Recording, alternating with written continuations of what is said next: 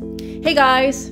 Today we're going to be talking about one of my favorite books, and it's a book that's given me a whole new perspective on the creative process, and it's called Where Good Ideas Come From by Steven Johnson.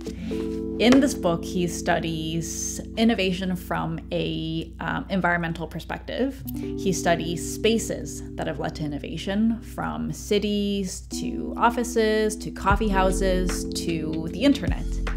And he identifies some really interesting patterns. He also talks about how we can replicate these environments in our own lives, which I'll cover at the end of the video.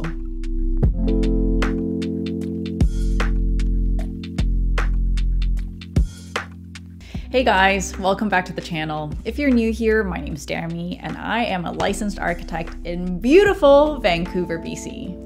On this channel, we talk about architecture and creativity, and also some tools and strategies that can help you have more meaningful careers in architecture. So I used to think that the best ideas come from deep inside your head.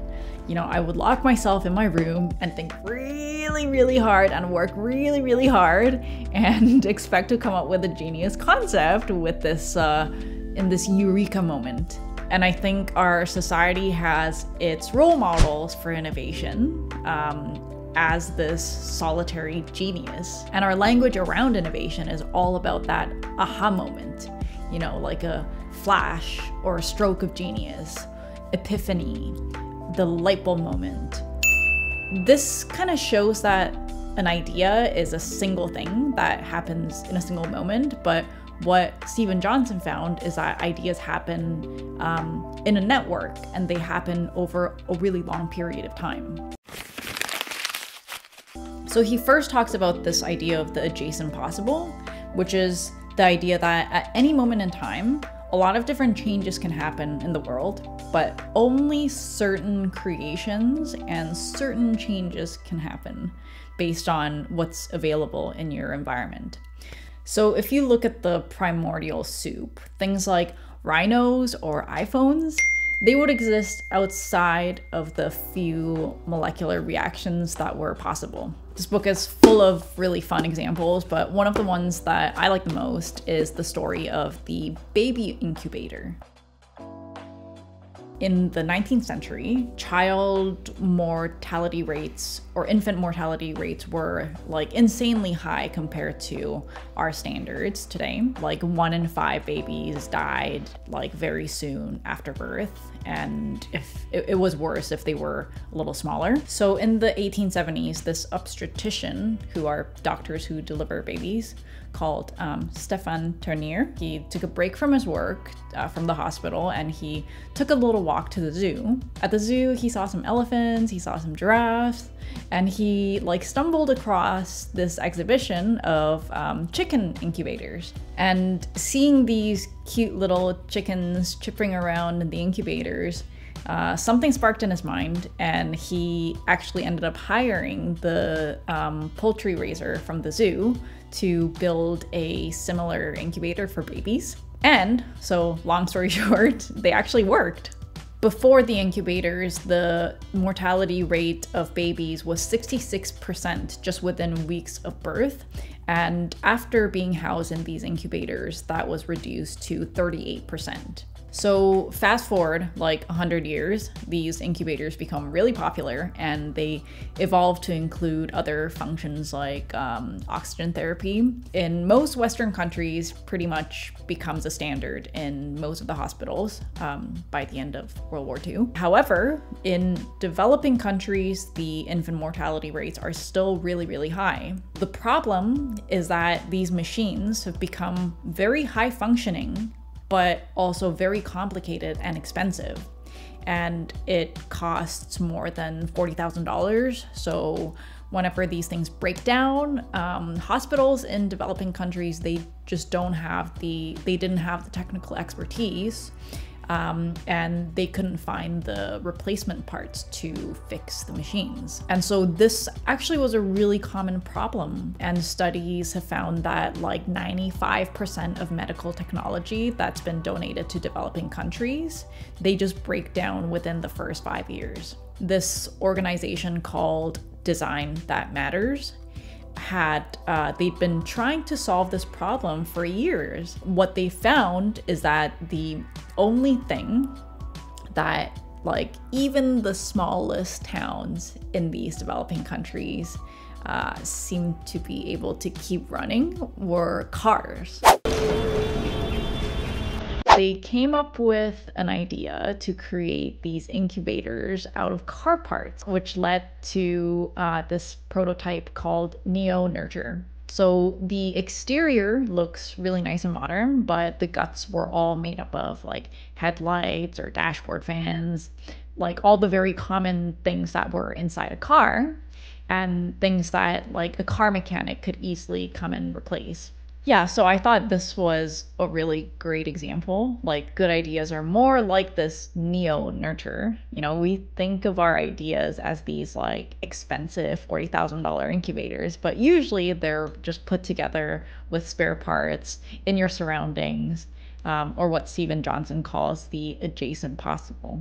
But even with all these adjacent possibilities, without the thing that brings them together, you couldn't actually get a new idea. And this connection mechanism is what Mr. Johnson calls the liquid network. He actually looks at how connections happen at multiple levels. He looks at the molecular level, he looks at it from the neurological level, and he also zooms out and looks at it from a macro level at the scale of the city. On how people meet and how people create new ideas. In all these cases, you need a very, very densely populated network, and you need a substance like a liquid to facilitate the mixing of different molecules or ideas to create connections. And compared to a solid, which will fix things in place, and a gas, which will just scatter things without letting the molecules stick, a liquid network allows you to constantly explore new patterns, but it's also capable of preserving that structure for a long period of time. For example, when you look at the explosion of ideas throughout history, it actually happened right after the agricultural revolution, when thousands and thousands of people for the very first time started living together. And yes, you could argue that there were inventions before then that were just never recorded. But what he says is that's actually the point, that when people were living in low density in nomadic tribes, there was no structure or time to record any of these findings. And this happens because of what we call information spillover. When you share the same civic spaces with thousands of other people, good ideas tend to just flow from one mind to another, even if they try to keep it secret. One of the great examples of a liquid network is Building 20. I talk about this building in detail in my other video, if you want to check that out. Building 20 at MIT was a rundown, temporary building built purely out of necessity, but it's actually the building that led to some of the greatest innovations in the last century. It was extremely dense. They basically packed all the overflow students in that one little building. It had kind of an accidental liquid network because it was practically a maze. People were constantly getting lost and stumbling into different departments, which led to these random encounters between people. But even if these people had crossed paths, if they didn't already have some ideas they were already working on, and if they didn't already have some kind of knowledge in their field, new ideas wouldn't be able to form. And this is what Steven Johnson calls the hunch, which is an inkling about an idea or an initial thought about an idea. And he says a hunch needs to connect with another hunch to become a full-fledged idea. And most hunches that turn into important innovations happen over a long period of time. He talks about this 18th century scientist called Joseph Priestley, who basically proved that plants were creating oxygen by isolating a mint spring in a sealed glass. And this was one of the discoveries that founded modern ecosystem science. And he was basically building on a hunch that he had cultivated like years and years and years ago, back to when he was a kid. Apparently he was really obsessed with trapping spiders inside glass jars, and he realized that something interesting was happening when organisms died when they were sealed in closed environments. That sick bastard. What Steven Johnson's trying to say here is that the scientist didn't pursue this single idea of why did spiders die during those 20 years. He dabbled in a lot of different fields and did a lot of different experiments in his lab and engaged in a lot of different conversations with a lot of different people. And only a tiny percentage of his time was actually dedicated to the plant, the problem of the plant respiration. And it was just kept in the back of his mind. Sustaining a slow hunch is less about perspiration, it's more about cultivation. You have to give the hunch enough nourishment and just keep it growing. But what's interesting is that when people tell the story of their inventions, they are likely to shorten the time span and condense it down to this single moment. For example, when Darwin talks about his breakthrough in his theory of evolution, he describes it as this eureka moment. According to him, he was reading a book by Thomas Malthus one October night in 1838 when, ta-da! It just came to him. But when Howard Gruber, who was a psychologist and a historian, when he revisited Darwin's notebooks, Darwin was known for taking extensive notes and sketches on everything. He saw that the solutions were already laid out in the notebooks long before that day. And Darwin had written it all down, like on the importance of variation and the connection between natural and artificial selection, his thoughts about the competition among different species for survival. He had described all of this in depth. And in fact, exactly 1 year ago, he writes in his notebook and asks whether every animal produces in course of ages 10,000 varieties and those alone preserved, which are well adapted. It's just a matter of shifting a couple formulas. He didn't notice this until a year later. All the solutions were there right in front of him, but it just hadn't clicked until that night. And his first inkling began almost 10 years ago when he was on an expedition to the Keeling Islands. And on this trip, he took notes religiously. And this was one of the things that Darwin did really, really well. He just took notes on everything. He was keeping notebooks full of sketches of all of his findings and ideas. I'm also guilty of excessive note-taking. Sketching is such an important skill for architects and architecture students because it helps us very quickly iterate through different ideas and toss out the ones that are bad. And it helps us efficiently communicate our ideas to our colleagues before we start bringing them into the digital realm.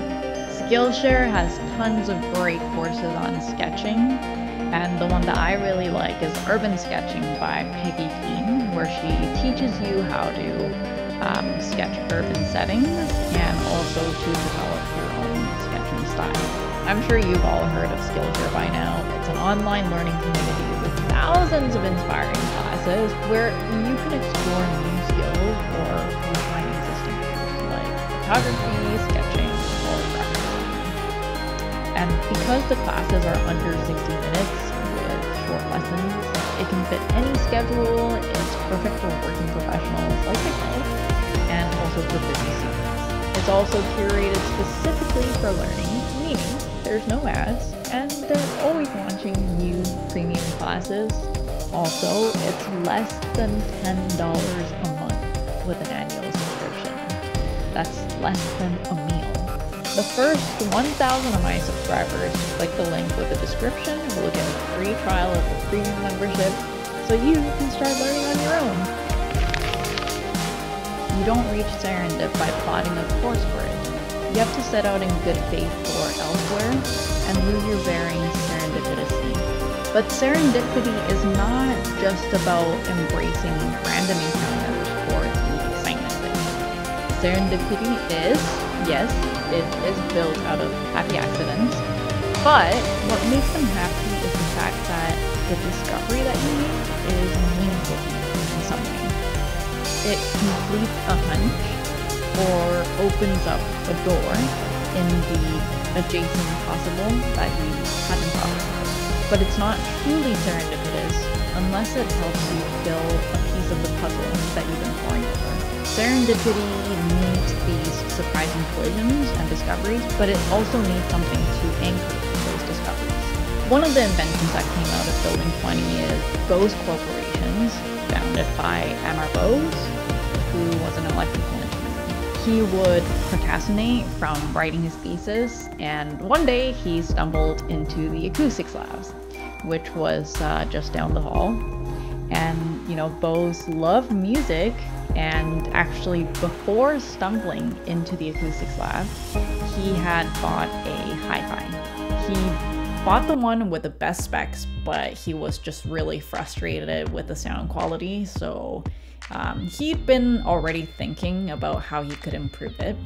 So when he started talking to the acoustic students, he was able to connect some of the dots of the thoughts that had already been forming in his mind. And he ended up creating this wedge-shaped speaker, and that would later found the Bose Corporation. The thing about serendipity for me is that it's inherently non-linear. It forces you to break out of the confines of your research and explore other areas and see things from a different perspective, which I think is very, very important for breakthroughs. I kind of wanted to talk about how I've used serendipity in my own work, but this video is actually getting pretty long, so I'm sure you guys are losing interest. So stay tuned, I will make another video for that. So last but not least, Steven Johnson also makes some recommendations on what we can do to create serendipitous connections in the personal space of our mind, as well as within larger institutions and also across information networks in our societies. In the mind, you can go for a walk, you can shower. Yes, shower, please shower. Yeah, just remove yourself from your task-based environment and take a walk. Some of the greatest creators in history have described walking as an essential routine that helps their productivity and creativity, and it's healthy. I actually recently took a course called Learning How to Learn, and the instructor, Dr. Barbara Oakley, she actually has a scientific term for the state that your brain goes into when it's relaxed, and it's called the diffuse mode of thinking. And the best way to comprehend and remember the information that you just learned about is to focus for several hours, called the focus mode, and take a break and just let your brain simmer what you just learned. And that's called the diffuse mode. You could also take a reading vacation. The problem with trying to assimilate new ideas within your daily routine is that the potential combinations or the connections are limited by the reach of your memory.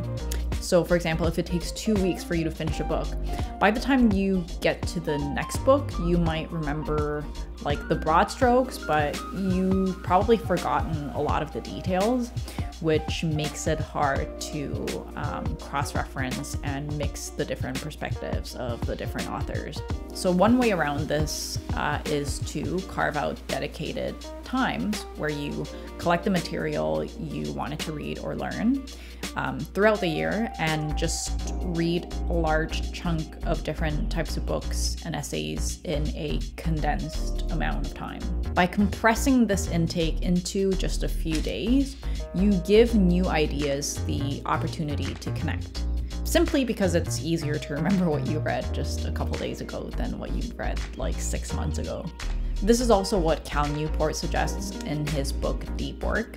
I also made a video on that if you want to check it out. I'll leave the link here. And I think that's why so many great ideas and projects come out of a thesis project, because you get to dedicate a full year or two to just reading tons of books and other research. I also have some tips and tricks on how to remember everything you read, so make sure you check that out if that's something you're interested in. In organizations, I think it would be so valuable if they encouraged employees to take time off work for learning new skills or information. Apparently, Google gives engineers 1 day a week to work on anything they want, and apparently almost half of their profit generators are from these independent projects. At the societal level, the internet is really the best tool for connections, but according to Stephen Johnson, the way that we use it, by filtering out like 99.9% of the irrelevant information, it can sometimes take away the serendipitous aspect of the internet. Anyways, that's it. I hope you guys found that interesting. This is one of those books that I will just pick up and read over and over again from time to time, because it's just like really inspiring and it's full of fun anecdotes, and I feel like I take away something new every time I read it. So if you're interested in reading the full book, I'll leave the link in my description. If you're interested in book reviews and the creative process, I have another video where I talk about the book Deep Work by Cal Newport, where he breaks down some of the skills that's going to make you really valuable in the digital world. So check that out, and I'll see you guys in the next video. Bye.